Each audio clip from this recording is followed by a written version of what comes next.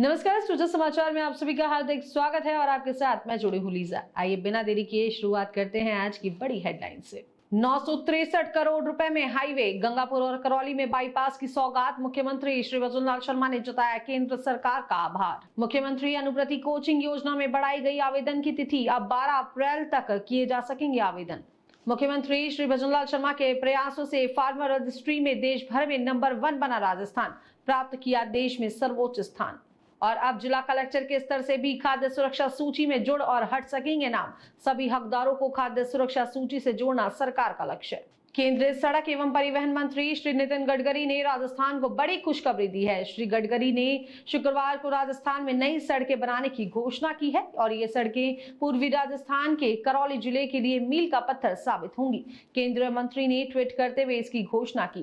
केंद्रीय मंत्री श्री गडकरी ने सोशल मीडिया के जरिए जानकारी साझा करते हुए कहा कि राजस्थान में राष्ट्रीय राजमार्ग 23 पर पेड शोल्डर के साथ 2 लेन के गंगापुर बाईपास और करौली बाईपास के निर्माण के लिए 963 करोड़ रुपए से ज्यादा की लागत की स्वीकृति दी गई है।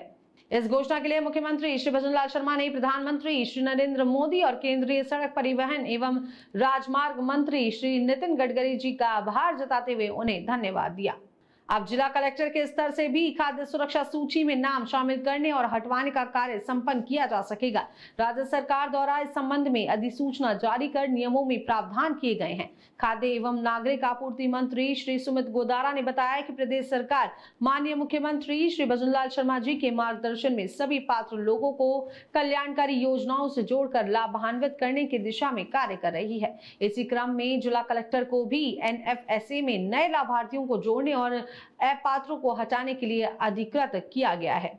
बढ़ते हैं आगे। मुख्यमंत्री श्री भजनलाल शर्मा के नेतृत्व में भजनलाल सरकार ने मुख्यमंत्री अनुप्रति कोचिंग योजना में आवेदन की तारीख बढ़ा दी है। सामाजिक न्याय एवं अधिकारिता मंत्री श्री अविनाश गहलोत के निर्देश पर विभाग ने मुख्यमंत्री अनुप्रति कोचिंग योजना में आवेदन की तिथि को बढ़ाकर 12 अप्रैल 2025 कर दिया है। योजना के अंतर्गत विभिन्न प्रोफेशनल कोर्स के लिए आयोजित प्रवेश परीक्षाओं एवं सरकारी नौकरियों के लिए आयोजित होने वाली प्रतियोगी परीक्षाओं के लिए अभ्यर्थी ऑनलाइन पोर्टल पर सूचीबद्ध कोचिंग संस्थानों में निःशुल्क कोचिंग के लिए आवेदन पत्र भर सकते हैं।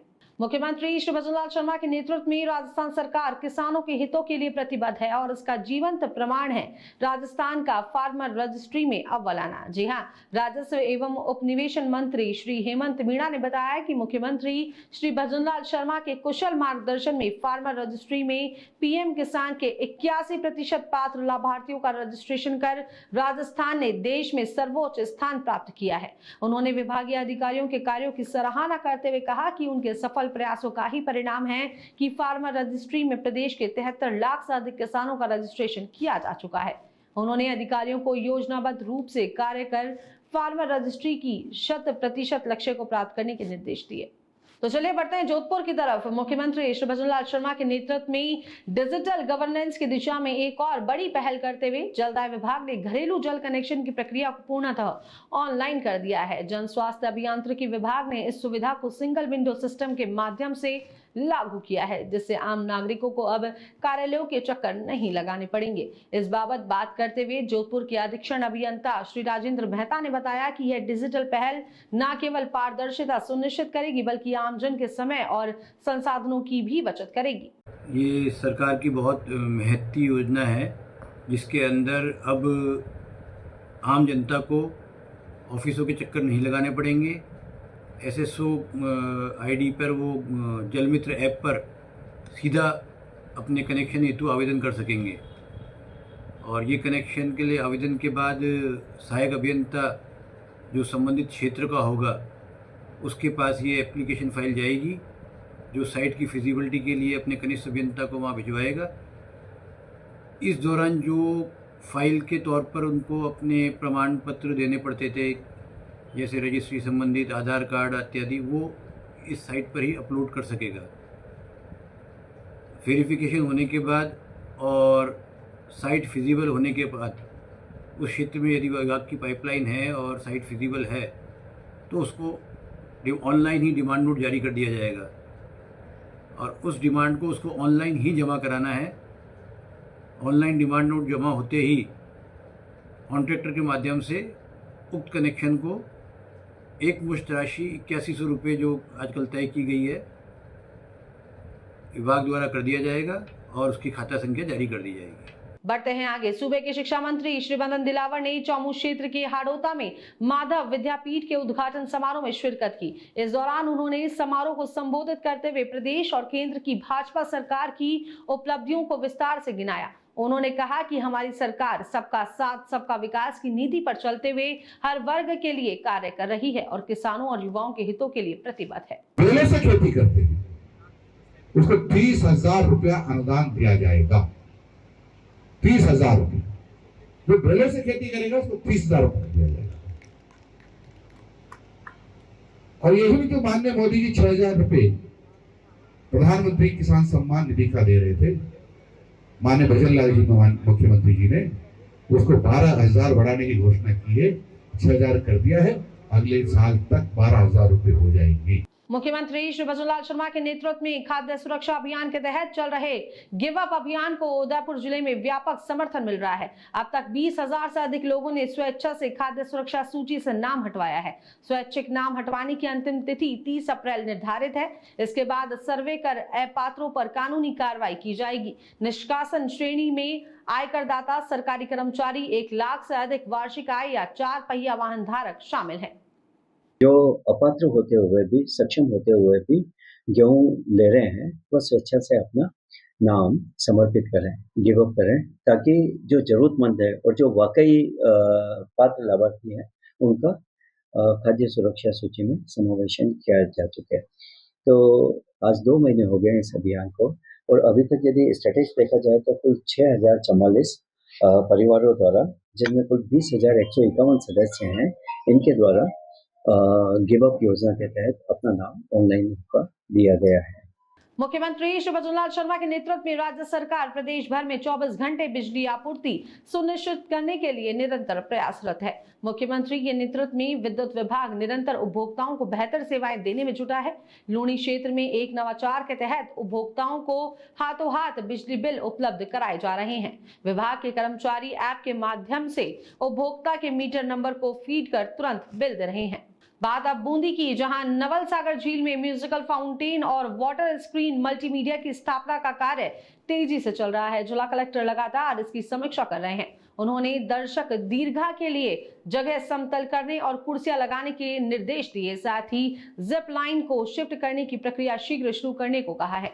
पर्यटन अधिकारी श्री प्रेम शंकर सैनी के अनुसार यह कार्य भारत सरकार के भारतीय पर्यटन विकास निगम द्वारा करवाया जा रहा है। उन्होंने बताया कि बीते 2 वर्षों में देशी विदेशी पर्यटकों की संख्या में बढ़ोतरी हुई है और यह प्रोजेक्ट पर्यटकों को आकर्षित करेगा। राजस्थान सरकार द्वारा दिव्यांगजनों के सशक्तिकरण और कल्याण हेतु चलाए जा रहे प्रयासों के तहत बेंगू विधानसभा क्षेत्र के उप जिला चिकित्सालय रावत भाटा में 2 और 3 अप्रैल को विशेष योग्य जन शिविर का आयोजन हुआ। मुख्यमंत्री श्री भजनलाल शर्मा के नेतृत्व में यह शिविर सरकार की जन कल्याणकारी योजनाओं के प्रभावी क्रियान्वयन का उदाहरण बना। शिविर में 260 दिव्यांगजनों का पंजीकरण हुआ, जिसमें से 243 को यूडीआईडी कार्ड जारी किए गए और 35 आवेदनों में सुधार किया गया। डूंगरपुर जिला कलेक्टर ने ग्राम पंचायत पाडरा मेहता में रात्रि चौपाल आयोजित कर ग्रामीणों की समस्याएं सुनी और संबंधित अधिकारियों को त्वरित निस्तारण के निर्देश दिए। इस दौरान जिला कलेक्टर ने क्षेत्र की कृषि पशुपालन संभावनाओं को देखते हुए विभागीय योजनाओं का लाभ अधिक से अधिक किसानों तक पहुंचाने को कहा। बात अब सीकर की, जहां सीकर में 6 अप्रैल को रामनवमी का पर्व उत्साह और भक्ति भाव से मनाया जाएगा। इस मौके पर रघुनाथ जी मंदिर से भव्य शोभा यात्रा निकाली जाएगी, जो सुभाष चौक होते हुए रामलीला मैदान पहुंचेगी। आयोजन को लेकर जिला प्रशासन और समिति सक्रिय है। अधिकारियों ने शोभा यात्रा मार्ग का निरीक्षण किया और सड़कों व बिजली तारों की मरम्मत के निर्देश दिए। तैयारियां चल रही है। जैसे कि आपको विदित है कि रामनवमी का जो पर्व है बड़े उल्लास के साथ सीकर में मनाया जाता है। संभवतः पूरे राजस्थान में वन ऑफ द बिगेस्ट जो रैली है वो यहाँ पे आयोजित की जाती है। तो उसकी तैयारियों के लिए आज सभी अधिकारियों की टीम ने जायजा लिया है कि कोई रास्ते में कोई ऑब्स्टिकल वगैरह है, कोई वायरिंग नीचे है, कोई पॉट होल है, इन सब के संबंध में सारी व्यवस्थाओं का जायजा लिया। भजनलाल सरकार की बजट घोषणा के तहत कृषि मंडी खोलने की पहल के बाद जैसलमेर जिले में किसानों को फसलों के उचित दाम मिलने लगे हैं। रामगढ़ कृषि मंडी में रबी सीजन की फसलों की नीलामी शुरू हो गई है। मंडी सचिव श्री राम प्रताप सिंह की उपस्थिति में जीरा, ईसबगोल और चना की बोली लगी। व्यापारी सहित कई स्थानीय व्यापारियों ने किसानों की उपज खरीदी। किसानों ने इस पहल को सराहा और सभी किसानों से मंडी में उपज लाने की अपील की। झुंझुनू शहर के लोग पिछले 10 वर्षों से पुलिस लाइन के पास आरओबी निर्माण का इंतजार कर रहे थे। 2015 में इसकी चर्चा शुरू हुई और 2016 में स्वीकृति मिली। 2019 में काम शुरू हुआ, लेकिन 1.5-2 साल बाद बजट और तालमेल की कमी से बंद हो गया। अब 2021 से ठप पड़े इस प्रोजेक्ट को भजनलाल सरकार ने फिर से गति दी है। मुख्यमंत्री श्री भजनलाल शर्मा की दूरदर्शी सोच से इस पुल को 2 लेन से 4 लेन करने का प्रस्ताव बना है, जिसकी लागत 51 करोड़ रुपए से ज्यादा है। क्षेत्रीय जनता ने सरकार की इस पहल पर मुख्यमंत्री का आभार जताया है। सरकार को बहुत बहुत शुभकामनाएं, बधाई प्रेषित करता हूं कि काफी वर्षों से जो रुका हुआ काम भाजपा गवर्नमेंट ने दोबारा डीपीआर बना करके चालू किया है, बजट आवंटित किया है। इससे जाम से भी परेशानी मिलेगी और जो रेलवे फाटक बार में बंद हो जाता था रेल की वजह से, उससे भी रुकावट के अंदर जो हुआ है वो बहुत अच्छा हो गया काम। झुंझुनू में पुलिस लाइन के पास जो आरओबी की घोषणा राजस्थान के यशस्वी मुख्यमंत्री जी ने, झुंझुनू के प्रभारी मंत्री जी श्री अविनाश गहलोत जी ने और झुंझुनू विधायक श्री राजेंद्र भामू जी ने मिलकर जो ये घोषणा की है और मूर्त रूप दिया है, इसमें अब जो आरओबी बन जाएगा तो उसके बाद झुंझुनू की जनता को ट्रैफिक जाम से निजात मिलेगी। यशस्वी मुख्यमंत्री भजनलाल जी की जो संवेदनशील सरकार है और विकास के प्रति सदैव वो तत्पर है, तो हमारे उपचुनाव में भी वादा किया था हमने कि शीघ्र ही हम झुंझुनू की जनता को इस ब्रिज की सौगात देंगे। देखिए, पहले तो मैं केंद्र सरकार का, राज्य सरकार का धन्यवाद प्रकट करना चाहता हूं और हमारे स्थानीय जनप्रतिनिधि उनका, हमारे जो विधायक हैं राजेंद्र भामू जी का, उन सबका धन्यवाद प्रकट करना चाहता हूँ, जिन्होंने झुंझुनू में जो फ्लाईओवर की समस्या थी, बहुत लंबे समय से जो काम अटका हुआ था, यहाँ आने जाने में बड़ी दिक्कत होती थी, उसके लिए लगभग 52 करोड़ रुपए की राशि स्टेट गवर्नमेंट और सेंट्रल गवर्नमेंट से स्वीकृत हुई है। आने वाले समय में इसका जो अधूरा काम है जल्द स्वीकृत होगा और हमने जो चुनाव से पहले लोगों से वादा किया था कि इस काम को हम पूरा करेंगे, तो निश्चित ही हमारे विधायक जी के प्रयासों से, हमारी सरकार के प्रयासों से और केंद्र सरकार राज्य सरकार दोनों ने मिलकर के इस महत्वपूर्ण प्रोजेक्ट को पूरा करने का निर्णय लिया है। भरतपुर जिले के रूपबाज कस्बे में स्थित ऐतिहासिक शाही तालाब के जीर्णोद्धार के लिए मुख्यमंत्री श्री भजनलाल शर्मा ने 282 लाख रुपए से ज्यादा का बजट स्वीकृत किया है और यह कदम रूपबाज को पर्यटन केंद्र के रूप में विकसित करने की दिशा में अहम है। लगभग 10 बीघा क्षेत्र में फैला यह लाल बलुआ पत्थर से निर्मित तालाब अब आकर्षक पर्यटन स्थल बनेगा। मुख्यमंत्री की इस पहल से न केवल धरोहर सुरक्षित होगी, बल्कि रोजगार और विकास के नए अवसर भी क्षेत्रवासियों को प्राप्त होंगे। भजनलाल शर्मा जी ने रूपबाज की जनता की मांग को प्रमुखता से लेते हुए, रूपबाज क्षेत्रीय विकास को प्रमुखता से लेते हुए रूपबाज के शाही तालाब के जीर्णोद्धार के लिए 2,82,30,30,000 रुपए आवंटित किए हैं, जिससे आने वाले समय में जीर्णोद्धार होगा तो एक पर्यटक केंद्र बनेगा। रूपबाज में शाही तालाब है जो अकबर कालीन है। जब से चुनाव चालू हैं, जब से कई सरकारें आई, लेकिन किसी ने भी इसका जीर्णोद्धार कराने की कोशिश नहीं की। इससे हमारे रूपबाज की एक तरह से शान बढ़ेगी और अब हमारी भजनलाल सरकार ने इस तालाब के जीर्णोद्धार के लिए 2,83,00,000 रुपए देकर इसको एकदम सुंदर बनाने के लिए अधिकारियों को पाबंद किया है। विदेशों से भी और जो अपने केवलादेव नेशनल पार्क को देखने आते हैं लोग यहाँ आए और देखें कि हमारी जो प्राचीन विरासत है वो बहुत सुंदर है, उनका अवलोकन करें। और मैं ये भी प्रयास करूँगी कि रूपबाज का जो लाल महल है वो आगे आने वाले समय में उसका भी जीर्णोद्धार का प्रोजेक्ट हम केंद्र सरकार को देंगे और नए तौर पर हमारा ये क्षेत्र विकसित। मुख्यमंत्री श्री भजनलाल शर्मा के अवैध खनन और निर्गमन पर जीरो टॉलरेंस के निर्देशों की पालना में डूंगरपुर जिले में जिला स्तरीय एसआईटी और अवैध खनन निगरानी समिति की बैठक आयोजित हुई। कलेक्टर श्री अंकित कुमार सिंह की अध्यक्षता में हुई इस बैठक में अवैध खनन, भंडारण और निर्गमन पर प्रभावी कार्रवाई के निर्देश दिए गए। कलेक्टर ने संयुक्त टीमें बनाकर मिशन मोड में अभियान चलाने, संवेदनशील क्षेत्रों की सघन निगरानी और सख्त कार्रवाई करने के निर्देश दिए। राज्य सरकार इलीगल माइनिंग को लेकर काफ़ी गंभीर है और उसी के तहत एक अभियान की शुरुआत की गई है। तो आज हम लोगों ने हमारे सभी जो डिपार्टमेंट हैं, चाहे वो रेवेन्यू हो, पुलिस हो, फॉरेस्ट हो, ट्रांसपोर्ट, सबकी हमने कंबाइंड बैठक ली है और उसमें यही निर्देश दिए हैं कि जो वैध माइनिंग है उसको कोई परेशानी ना हो और साथ ही साथ अगर कोई इलीगल माइनिंग हो रही है ज़िले में तो उसके ऊपर हमें सख्त कार्रवाई करनी है। इसीलिए बैठक ली गई थी और कोऑर्डिनेशन बैठक थी और इसकी हम रिव्यू बैठक भी लेंगे ताकि हम लोग समय समय पर चेक करते रहे कि इलीगल माइनिंग के ऊपर कार्रवाई दुरुस्त तरीके से हो रही है। बढ़ते हैं आगे और बात करते हैं अलवर के रामगढ़ की। आगरा मंडल रेल प्रबंधक ने गोविंदगढ़ रेलवे स्टेशन का निरीक्षण किया और यह स्टेशन अमृत भारत योजना के तहत पुनर्विकासाधीन है और डीआरएम ने निर्माण कार्यों का बारीकी से जायजा लिया और अधिकारियों को समय पर कार्य पूरा करने के निर्देश दिए। राजस्थान सरकार की जीवन जल योजना को लेकर अजमेर में प्रशासन सतर्क है। मुख्यमंत्री श्री भजनलाल शर्मा ने अधिकारियों को निर्देश दिए हैं कि गर्मियों में किसी को पेयजल की समस्या ना हो। जलदाय विभाग पूरी तत्परता से काम कर रहा है। मुख्य अधीक्षक अभियंता ने जलदाय भवन में बैठक कर अधिकारियों को जल आपूर्ति व्यवस्था सुचारू रखने के निर्देश दिए। उन्होंने बताया कि गर्मियों में पानी की कमी को लेकर विभाग पूरी तैयारी में है। सरकार का उद्देश्य है कि अजमेर उत्तर दक्षिण विधानसभा क्षेत्र सहित ग्रामीण इलाकों में भी निर्बाध जल आपूर्ति सुनिश्चित की जाए। आगामी ग्रीष्म ऋतु को देखते हुए हमने जलदाय विभाग का अजमेर जिले का एक कंट्रोल रूम स्थापित किया है, जिसके नंबर हमने अखबारों में भी दिए हैं और उसमें कोई भी आदमी 24 घंटे कभी भी फोन करके अपनी समस्या नोट कर सकता है और हमारी प्राथमिकता है कि उस समस्या का आगामी 48 घंटों में निस्तारण करें। आगामी ग्रीष्म ऋतु को मद्देनजर रखते हुए हमने हमारी तैयारियां पूर्ण कर ली है। हमें जो भी छोटे मोटे रिपेयरिंग वर्क्स करने थे, मेन ट्रंक सिस्टम है, वो सब कर लिए हैं और गर्मियों में पानी की कहीं कोई दिक्कत नहीं आएगी। हमारी पूरी कोशिश है, विभाग की कोशिश है कि आने वाली गर्मियों के 3 महीनों में भी शहर में 48 घंटे में सबको सुचारू एवं नियमित पेयजल सप्लाई मिले। भवानी मंडी के राजकीय सामुदायिक स्वास्थ्य केंद्र में व्यवस्थाओं में सुधार देखने को मिल रहा है। उपखंड अधिकारी श्रद्धा गोमे ने अस्पताल का निरीक्षण किया और प्रसूता वार्ड में 6 नए पालने लगवाए, जिससे नवजात शिशुओं और छोटे बच्चों को राहत मिलेगी। गर्मी को देखते हुए वाटर कूलर लगाने की योजना है। बायोमेडिकल वेस्ट के लिए अलग अलग बॉक्स मंगवाए गए हैं।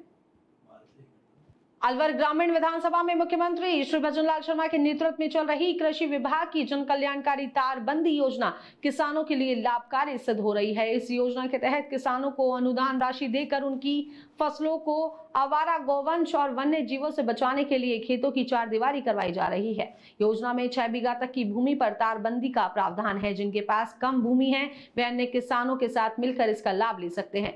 किसान गिरिराज यादव ने इसे फायदेमंद बताया और कहा कि इससे उत्पादन में वृद्धि हो रही है। देखो, राजस्थान सरकार द्वारा जो योजनाएं चलाई जा रही है हमारे कृषि विभाग में, उनमें एक तारबंदी का योजना बहुत अच्छी है और इसके लिए किसान लाभान्वित हो रहे हैं। इसके लिए क्या होता है कि अपन को एक 6 बीघे का एक ग्रुप चाहिए अपन को एरिया के लिए। उसमें 1 किसान की होती है, 4 किसान, 10 किसान कितने भी हो जाते हैं, लेकिन मिनिमम 6 बीघा एक एरिया में चाहिए डायरेक्टर के तौर पर। उसमें ज़्यादा एरिया हो सकता है, उसमें कोई कमी नहीं है, लेकिन मिनिमम 6 बीघा का होना ही अनिवार्य है और इसके लिए एक किसान को 400 मीटर तक का अनुदान दिया जाता है। तारबंदी की योजना भजनलाल जी ने बहुत अच्छी चला रखी है, किसानों के लिए बहुत बढ़िया है।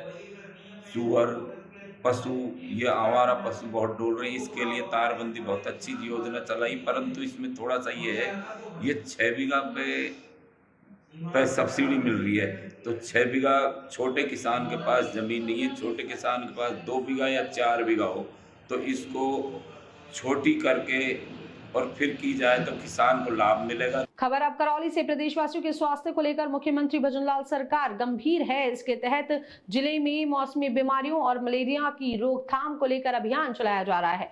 मौसमी बीमारियों और मलेरिया रोकथाम को लेकर मलेरिया क्रैश कार्यक्रम अभियान के तहत प्रथम चरण 14 मई तक घर घर एंटी लार्वा गतिविधियां अभियान को शुरू किया गया है, जिसमें मच्छर रोधक गतिविधियों का आयोजन कर आमजन को मौसमी बीमारियों से बचाव के लिए प्रेरित किया जा रहा है। इस बाबत सीएमएचओ डॉक्टर मीणा ने आमजन से अपील की कि इस अभियान में आमजन भी विभागीय कर्मियों का सहयोग कर उनका साथ दे। के निर्देशन में मलेरिया क्रैश प्रोग्राम 1 अप्रैल से 14 मई तक संचालित किया जा रहा है, जिसमें हमारे जिले में कार्यरत एएनएम, आशा, सीएचओ घर घर जा कर के लोगों को मौसमी बीमारियों के बारे में सावचेत कर रहे हैं और घरों में कूलर, टंकी, जो भी पानी का सोर्स है उसको खाली करवा रहे हैं। उसमें लार्वा देख करके एंटी लार्वल एक्टिविटी को संचालित किया जा रहा है, जिससे बुखार के रोगी नहीं हो और जो बुखार के रोगी पाए जाते हैं उनका ट्रीटमेंट किया जाए। बढ़ते हैं आगे और बात करते हैं हनुमानगढ़ की, जहां गेहूं की सरकारी खरीद की व्यवस्था को लेकर जिला कलेक्टर श्री